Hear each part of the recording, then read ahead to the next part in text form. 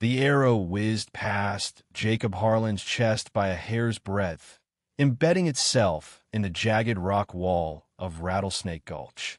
He flattened against the sun-baked stone in Colorado territory, his Remington rifle shaking in hands more used to pencils and protractors than pulling triggers. Echoes of war whoops bounced off the crimson cliffs, and down in the dusty wash below, 3 of his mapping crew lay sprawled in the dirt. Good folks turned to vulture bait in seconds. The 4th, Greenhorn Wilkins, let out a gut-wrenching yell from the boulders until it was cut short forever. Jacob had never fired at a soul in his life. His tools were rulers and levels, charting land for the Union Pacific Railroad, not spilling blood. But the Cheyenne Raiders closing and didn't give a damn about his peaceful intentions. A flicker of movement on the ridge above caught his eye. He swung his rifle up, finger trembling on the trigger, only to lock gazes with the most striking eyes he'd ever seen, not a warrior's painted glare, but a woman's, fierce and deep as a midnight storm. She could have ended him right there, should have by the unwritten laws of this harsh frontier. Instead, she whispered one word in crisp English, "Come." What would you do if the enemy handed you a lifeline? Jacob Harlan had ridden into Colorado to sketch rail lines across untamed wilds. What he discovered was a woman who'd shatter every line he'd ever drawn. Her name was Maria Sanchez, though the Cheyenne knew her as Eternal Dawn.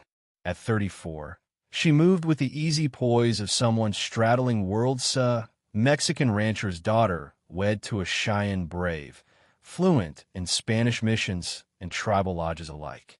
She'd shadowed Jacob's team for days, peering through binoculars as they plotted the holy ravine holding her late husband's ashes.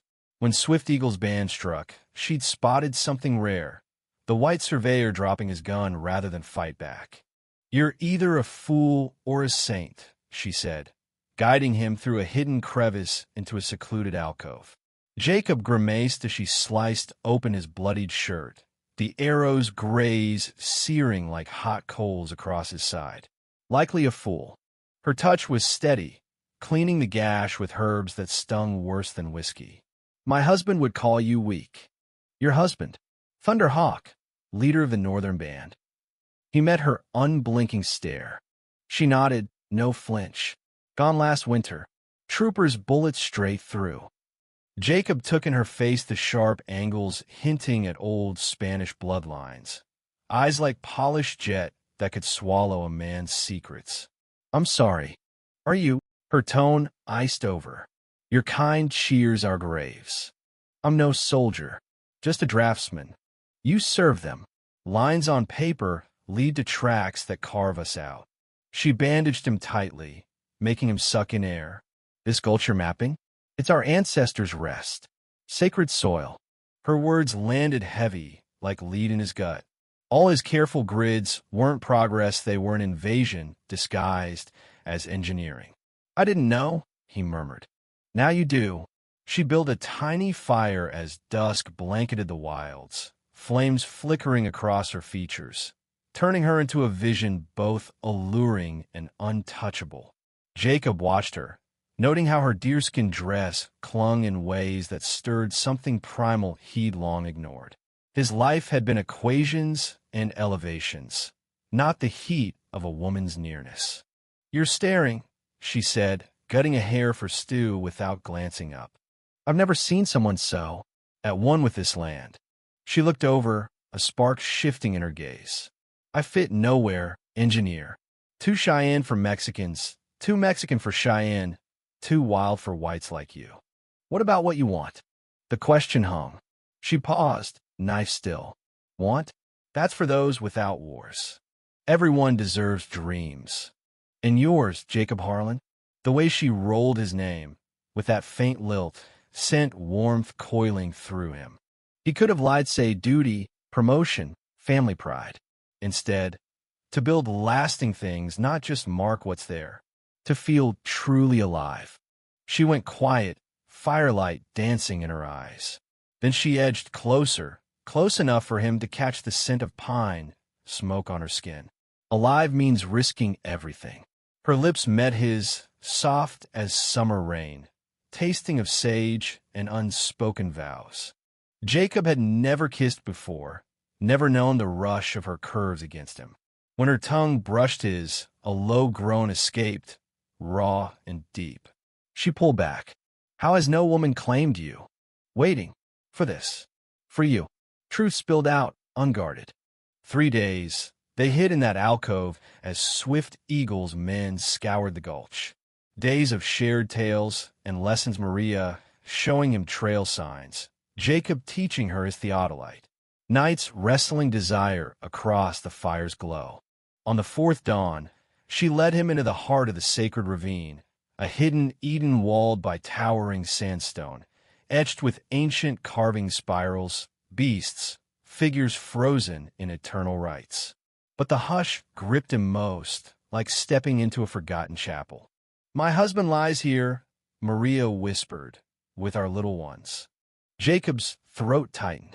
Children. Twins, boys. Fever stole them days after Thunderhawk fell. She knelt by a stone pile, fingers tracing glyphs, tears carving paths down her cheeks. See why we resist. This isn't dirt, it's our blood. Our ghosts. Our future. Your rails would profane it all. The truth crashed over him, the petroglyphs, witnessing eons of Cheyenne life. Maria's raw sorrow echoing off the walls. In that instant, his path realigned. They won't lay tracks here, he vowed. Her eyes widened. You can't stop it. I can burn my notes. No maps, no route. Your future. Worthless on stolen graves. He laced fingers with hers. I want to matter. This does. She searched his face, then softened. Not what I expected. What then? A taker. She pressed his hand to her cheek. But you give. Their kiss deepened, urgent, laced with fleeting time. Maria, he breathed. Mi amor. The words ignited him. I've never. Let me show you. They joined there amid the timeless stones, spirits watching under vast skies. Jacob learned passions fire her skin under his hands, her gasps as she guided him, bodies merging like rivers. After, entwined beneath an aspen, her head on his chest, he traced her back. Now what? He asked. We return to our sides. Your kin will hunt you. Swift eagle won't quit. As if cursed, hooves thundered from the ravine's mouth. Maria sprang up, dressing as swiftly as a shadow. 2 parties, yours east, mine west. Trapped between fires, Corazon. Always. Captain Thomas Harlan charged in with 20 riders, rage etching his face like knife scars. Jacob had seen his brother mad, but not this lethal fury that its scouts gripping reins tight. Step from the squaw, Jacob, Thomas barked. We'll talk civil. Jacob shielded Maria, hand on the pistol she'd given him. Her name's Maria Sanchez. She saved me. Or lured you. Thomas dismounted, holster close.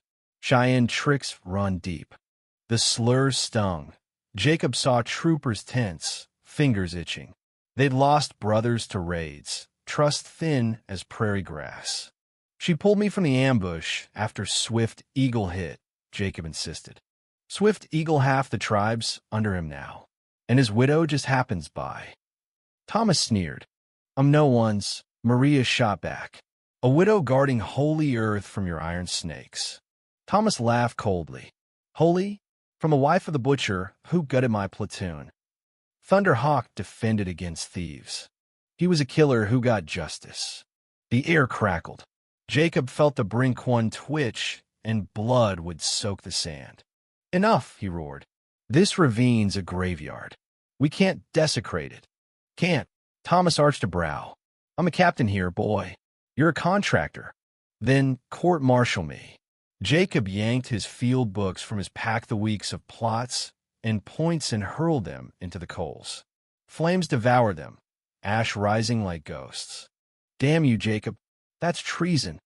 Cheyenne's cries shattered the standoff. Swift Eagle burst from the rocks, 20 braves behind, a giant scar by battles, eyes blazing hate. Dawn, he boomed to Maria. Away from the pale faces. Finish Thunderhawk's war. Maria stepped between, pleading in Cheyenne, voice rising for peace in a blood-soaked feud. Swift Eagle shook his head, switching to English. You betray for killers who'd rail over his bones. I choose to end slaughter. More blood today starting with him. He loosed an arrow at Jacob. Time froze. Death flew true until Maria leaped, shaft piercing her chest. She spun into Jacob's arms, blood flowering dark. Mi corazón, she gasped, fading. Thunderhawk's gold. In the eagle's crags. By peace. Gunfire exploded carbons versus bows, echoes like hell's fury. But Jacob knelt deaf, cradling her, warmth ebbing, light dimming. Stay, he begged, pressing the wound.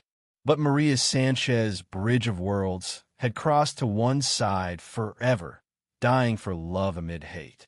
6 months on, Jacob Harlan gazed from a bluff over the new rail depot at Pine Ridge, 12 miles north of the Sacred Ravine. Built modestly with Thunderhawk's hidden Spanish coins, bartered through talks that stripped Jacob's job, kin's esteem, and nearly his neck. But on barren ground, not hollow bones.